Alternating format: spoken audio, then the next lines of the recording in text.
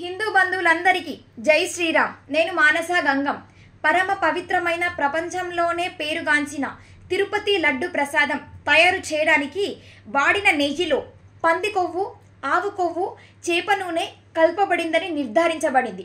నాలాంటి ఎందరో కోట్ల మంది భక్తుల అహింస వ్రతం ఈరోజు మీ వల్ల బ్రేక్ అయింది. మేము తిన్నాము అనే బాధ కంటే స్వామివారికి నైవేద్యంగా పెట్టాలని చాలా బాధగా ఉంది. ఇంతటి అరాచకానికి బాధ్యులు జగన్మోహన్ రెడ్డి, టీటీడీ పూర్వ chairman Dharmareddy, TTD board members, TTD EO మరియు అక్కడి మొత్తం ఉద్యోగులు. మీరు వందల కోట్ల మంది హిందువుల మనోభావాలను గాయపరిచారు. ఈ తప్పు మీ అందరికీ తెలిసే జరిగింది. మీరు చేసిన పాపానికి ప్రాయశ్చిత్తం లేదు. ఒక నది ఒడ్డున ఎన్ని ఇసుక రేణువులు ఉంటాయో అన్ని నీచమైన జన్మలు ఎత్తుతారు మీరందరూ. నువ్వు ఏ మతమైనా ధర్మం అందరికీ ఒకటే. మా దేవాలయాలలో అసలు మీరందరూ ఎవరు? ప్రసాదాలకు కానీ ఆర్జిత సేవలకు కానీ మీరు నిర్ణయించిన ధరకు ఏ భక్తుడైనా బేరమాడా? మరి ఎందుకు ఇలాంటి నెయ్యి వాడవలసి వచ్చింది?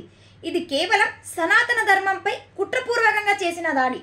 దేశంలో కేవలం మన సనాతన ధర్మం పైనే రకరకాలుగా దాడి జరుగుతుంది. The only solution for every problem is we should be strong. మనం ఐకమత్యంగా బలంగా ఉంటే మన జోలికి ఎవరూ రారు. ఒకవేళ రావాలనుకుంటే ఒకటికి 2 సార్లు ఆలోచిస్తారు. అటువంటప్పుడు ఇలాంటి సంఘటనలే జరగవు. మన ఐకమత్యం చూసి ఇలాంటి వారు భయపడాలి. తిరుమలలోనే పరిస్థితి ఇలా ఉంటే 2 తెలుగు రాష్ట్రాలలోని మిగతా పుణ్యక్షేత్రాల పరిస్థితి ఏంటి? ప్రసాదాన్నే విడిచిపెట్టలేరు ఈ పగటి దొంగలు. మరి ఫిక్స్డ్ డిపాజిట్లు, వెండి బంగారము, భూములు ఇవన్నీ సరిగ్గా ఉన్నాయని నాకైతే నమ్మకం లేదు. 100 ఏళ్ల నాటి అంతర్వేది రథం తగలబడి బూడిద కాస్త మౌనంగా సముద్రగాలికి ఎగిరిపోతే ఏం చేశాం? కనకదుర్గమ్మ 3 వెండి సింహాలు రాత్రికి రాత్రే ప్రాణం వచ్చి పారిపోతే ఏం చేశాం? శ్రీరాముని తల కావాలనే తెగ్గొడితే ఏం చేశాం? విఘ్నేశ్వరుడి మొహానికి అశుద్ధం పూస్తే ఏం చేశాం? శ్రీశైలం ప్రసాదంలో ఎముక వస్తే ఏం చేస్తాం? మరి ఈ విషయాన్ని కూడా ఎప్పటిలాగే ఇలాగే వదిలేద్దామా, లేక ఏదైనా శాశ్వత పరిష్కారాన్ని కనుక్కుందామా? ఇటువంటి సంఘటనలు పునరావృతం కాకుండా ఉండాలంటే దేవాలయ ధర్మదయ శాఖను ఈ ప్రభుత్వాలచే రద్దు చేయించి మన దేవాలయాలను మనమే నిర్వహించుకోవాలి. కేవలం హిందూ దేవాలయాలే ప్రభుత్వ ఆధీనంలో ఎందుకు ఉండాలి? మనమందరం సిగ్గుపడవలసిన విషయం.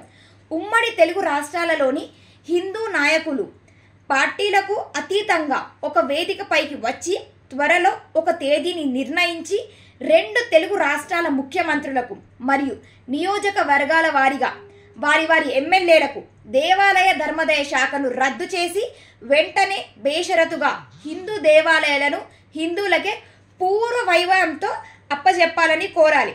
2 రాష్ట్రాల ముఖ్యమంత్రులు, ఉప ముఖ్యమంత్రులు సానుకూలంగా స్పందిస్తారని ఆశిస్తున్నాను. కాదంటే కోర్టు ఉంది, లేదంటే రాష్ట్రాల పరిధిలో నుండి దేవాలయ శాఖను కేంద్రం తన పరిధిలోకి తీసుకొని దేవాలయ శాఖను రద్దు చేసి మన దేవాలయాలను మనకే అప్పజెప్పేటట్టు కేంద్రాన్ని కోరాలి. ఇలా మనం ఒక అడుగు ముందుకు వేస్తే దారి దొరుకుతుంది. ఈ మహాయజ్ఞంలో ప్రతి హిందువు పాలు పంచుకోవాలని కోరుకుంటూ పవన్ కళ్యాణ్ గారికి శిరస్సు వంచి నమస్కరిస్తున్నాను. దైవం పట్ల నీ విధేయత చూపించాల్సింది హుండీలో నువ్వు వేసే డబ్బు కట్టల రూపంలో కాదు. నీ నమ్మకానికి హాని జరిగితే ప్రశ్నించలేని నీకు దండం పెట్టే అర్హత కూడా లేదు.